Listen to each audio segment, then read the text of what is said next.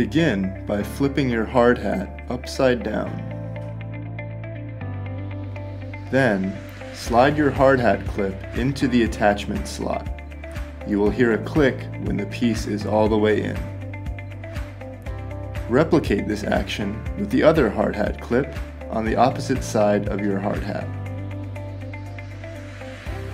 Then, slide your headset holder clip into the hole at the end of the hard hat clip. Make sure that your clip resides on the inside wall of the hard hat.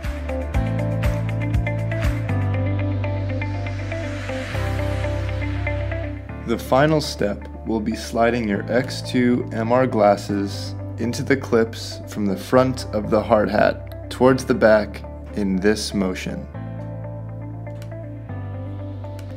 Now you're all set to wear your hard hat and X2 MR glasses at the same time.